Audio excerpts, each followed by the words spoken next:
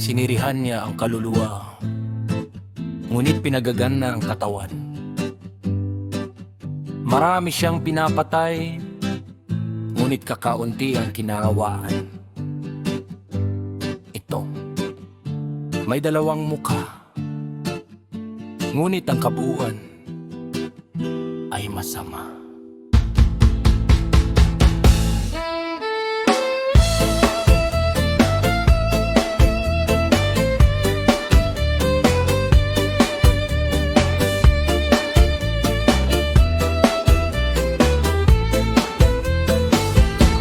Iba'y nangalunya at nakikiapid at umiiwas sa karne. At kapag siya'y nag-aayuno ay gumagawa ng masama. At sa lakas ng kanyang kayamanan ay dinaig ang marami. At sa kabila ng kanyang labis na kasamanan ay tinutupad niya ang mga utos.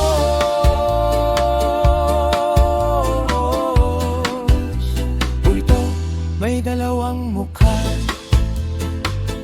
ngunit ang kabuuan ay masama.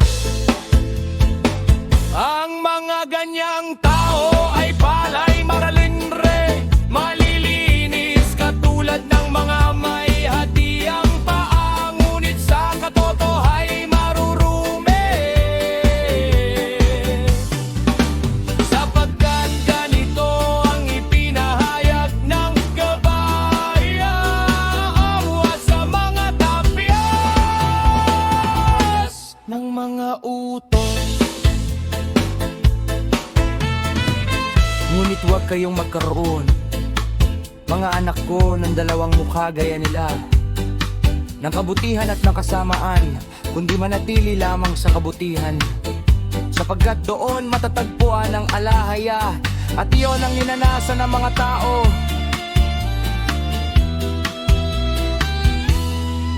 Ngunit layuan ninyo ang kasamaan, nawasakin ng masamang hilig sa inyong mabubuting gawa. Sapagkat ang mga may dalawang mukha ay hindi naglilingkod sa abay, hawa, kundi sa kanilang sariling pagnanasa, upang kanilang mapalugdan si Beliar at ang mga taong katulad nila. Sapagkat ang mabubuting tao, yaong mga may iisang mukha, kahit na ituring sila ng mga may dalawang mukha na makasalanan, ay matuwid sa harap ng alahaya. Sapagkat marami sa pagpatay sa masama ay gumagawa ng dalawang gawa, ng mabuti at ng masama. Ngunit ang kabuuan ay mabuti, sapagkat kanyang inalis at winasak ang masama. Ang isang tao'y napupuot sa mahabagin at sa di makatarungan, at sa taong nangalunya at nag-ayuno. Ito may dalawang mukha, ngunit ang buong gawa ay mabuti, sapagkat siya'y sumusunod sa halimbawa ng alahaya.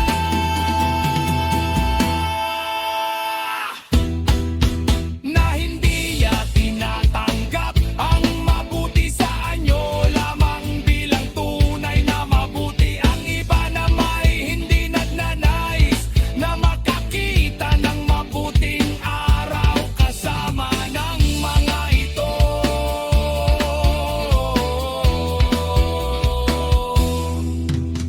Baka raw niya lapastanganin ng kanyang katawan at dungisan ng kanyang kaluluwa.